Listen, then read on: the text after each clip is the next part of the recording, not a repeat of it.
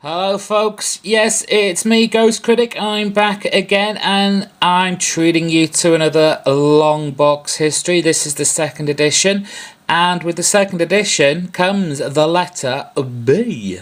And so let's kick this off because there is a lot of B's. And we begin.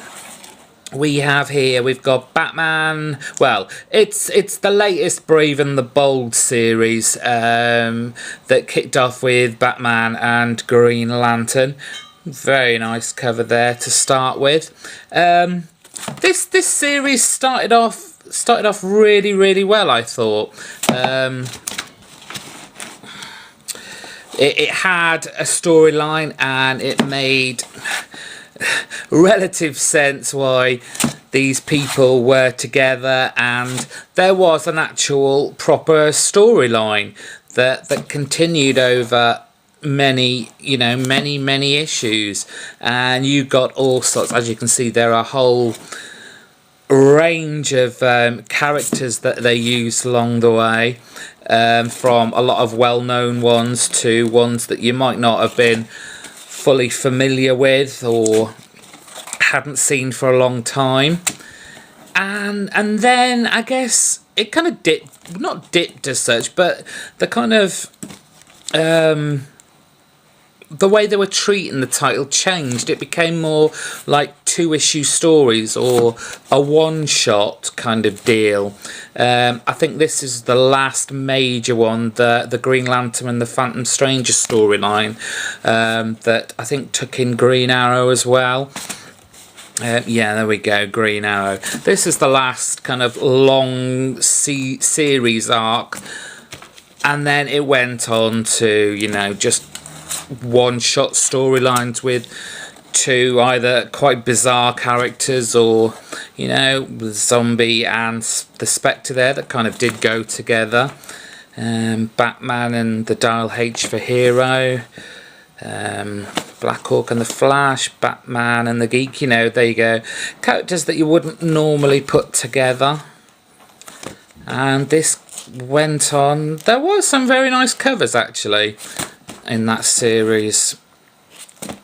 There's the Wonder Woman, Zatanna and Batgirl. That kind of had a lot of people very divided. I thought it was a great story. That it was kind of the last night of Batgirl, Barbara Gordon, before her accident, and then it finished very weakly, I thought, with with that. The Inferior Five and the Legion of Substitute Heroes, and then it just disappeared. This is where it gets a bit obsessive. Buffy, huge Buffy fan. I collected a lot of stuff from them. These are a lot of the one-shots and the mini-series that came out. So you got a Spike and Drew there. Chaos Bleeds. I think that came off the back of one of the computer games. You've got Tales of the Slayer there. Reunion, that was when Buffy and Angel met in the middle of nowhere once. I think it was when Buffy's mum died. You got a Jonathan one-shot. The Death of Buffy, so that was a one-shot dealing with the repercussions of her dying. And then we got a 4-issue mini-series, Haunted, dealing with Faith and Buffy's relationship. Oz even got in on the act with a 3-issue mini. A lot of the photographic the covers, I should say, were used in this. Even Giles got a one-shot. It would have been nice to have a spin-off of him. Oh, Lover's Walk, I think that could have been a Riley special. Willow and Tara, 2-issue mini-series. And then they got a one-shot as well. Another Spike and Drew. As you can see, issue 2 of Buffy the Vampire Slayer, the Origin. And I think this was the only annual that Buffy actually came out with, which was 99. And then of course the regular series of Buffy. Let's quickly flick through these. Disappointing thing with this was I could never say what cover I was going to get. Fortunately, I mostly got the actual drawn ones rather than the photos of the cast of Buffy. And I think I said this pretty much when I was talking about Angel. I mean, as great as the series was, it was very restrained with the storylines it could talk about and develop with, given that it was coming out while the series was still ongoing, which is why the latest, what they call season 8 of the comic book, it's really just been able to go to town on what it wanted to do.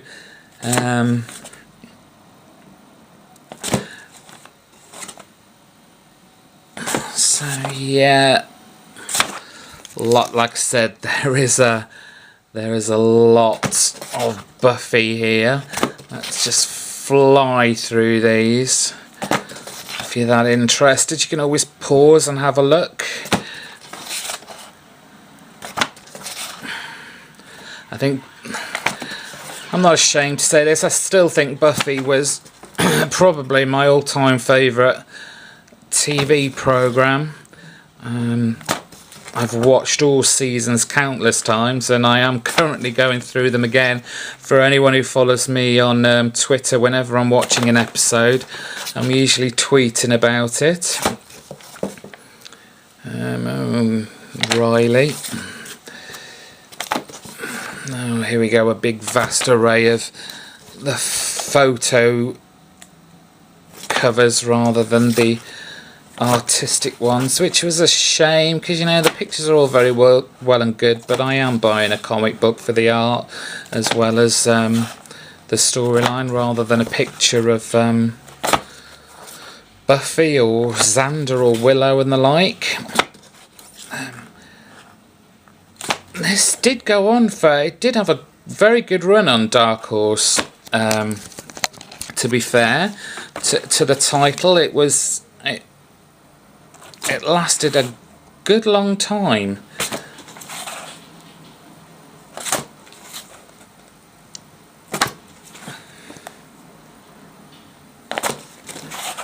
So there we go, there it's its 50th issue. Nice cover of the team there. And then I think it wasn't long, to be honest, after issue 50 that, you know, it had its time. And the stories were getting a little weak, but I was still a huge fan.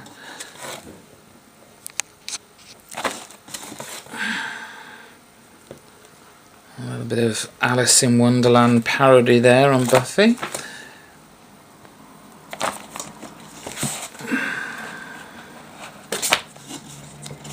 Issue 61. I think we're almost coming to the end of the original series. Yeah, and there we go. It finished with issue 63 of Buffy the Vampire Slayer. And then we had a huge long wait, and eventually season 8 came along. And then we have issue 1. That's actually a variant cover. I was lucky enough to grab that and make sure he only charged me the same price as the normal one. I really like that cover. So yeah, we got on to season 8, and this is where they really started playing a blinder with the storyline. You know, the series had well and truly finished. There was no thought of a film, especially not the remake that they're thinking of anyway. And they could just go to town with the storylines, and they certainly did. And some of these covers, I definitely made sure I got the artistic ones of these. The covers are just beautiful to look at. I have some favourites, I'm sure, that are coming up. I mean, let's just pan out a bit there. That's a lovely cover. That's issue number 12. But they certainly didn't skimp on the artwork on the cover, that's for certain. And they introduced Frey back in a kind of future storyline. I think that involved Willow as well.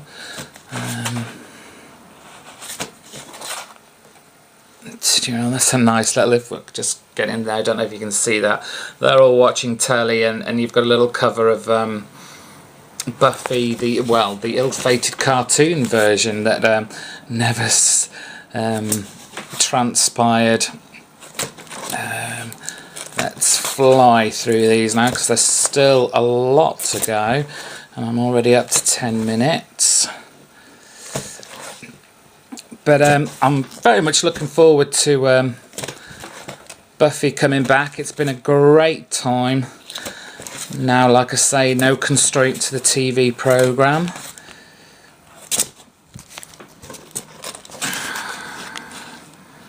Oh, that's a nice cover. Ugh, so I think that's a Riley one-shot hidden away there. Ah, there's my boy Spike.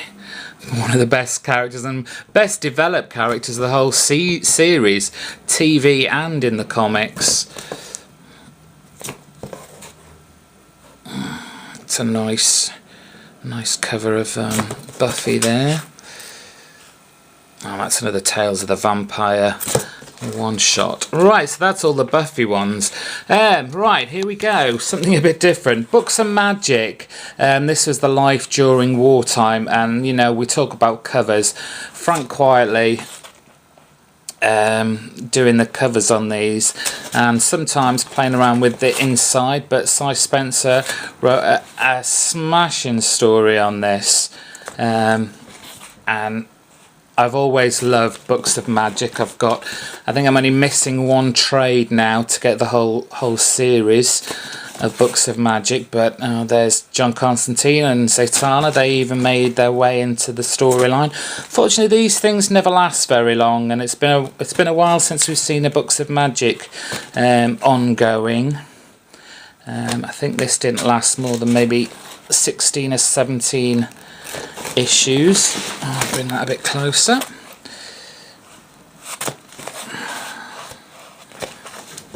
Yeah, and that was the last one. We only made it to issue 15. That was the last one, and he's never been seen again. Batman Incorporated. I think there's 3 issues in there before I gave up on it.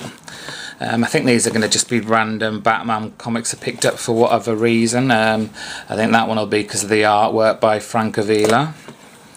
Little 2-issue mini Batman Orphans, which was completely terrible. The artwork was quite nice, but the story was just horrendous.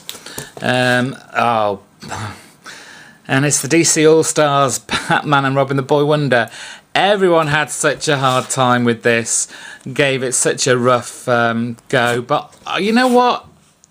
It was a different version of Batman, and I loved it.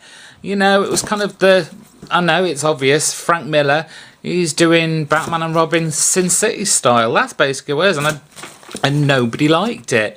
Didn't help that it never came out on time, and it hasn't helped the series that it never actually ended properly.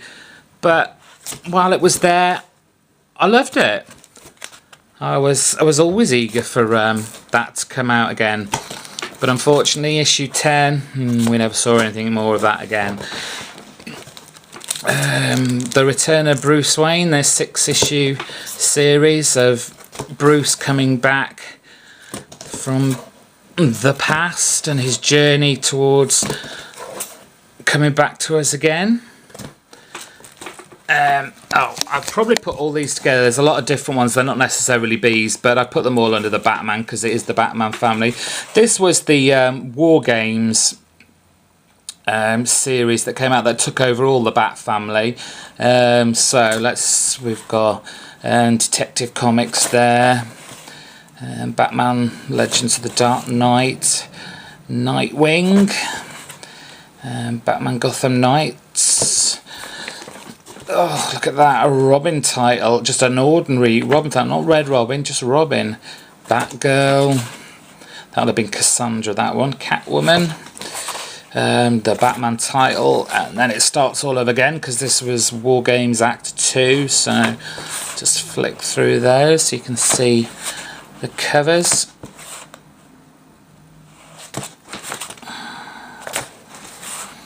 This was the alleged death, or well, almost death of Spoiler, who became Robin for a brief short time, and of course she's now Batgirl.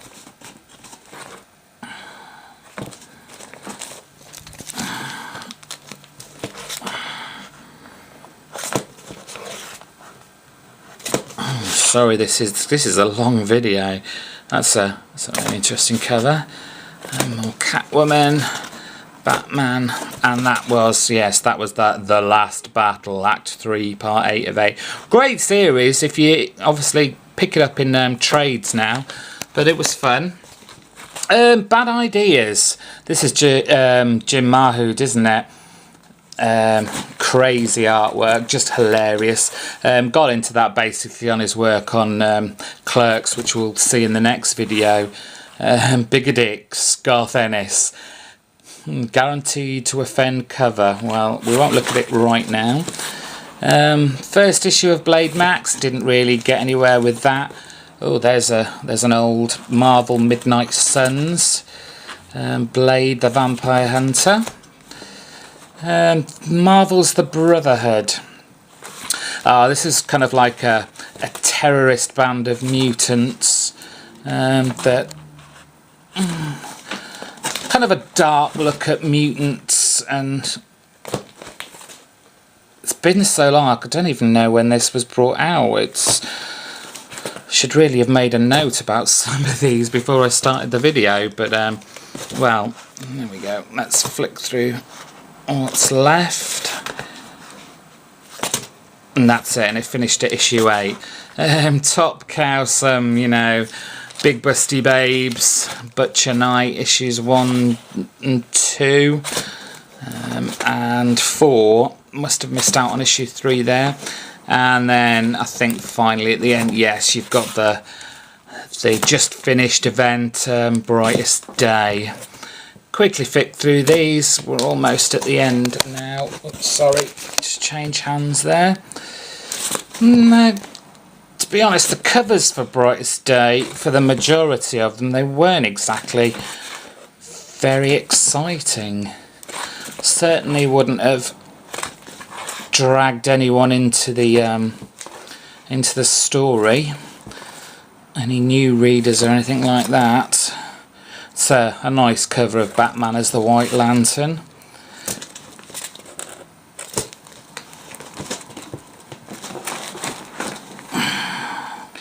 Oh, that's when they did the whole white issues, which I didn't really think worked, but there you go. Almost there.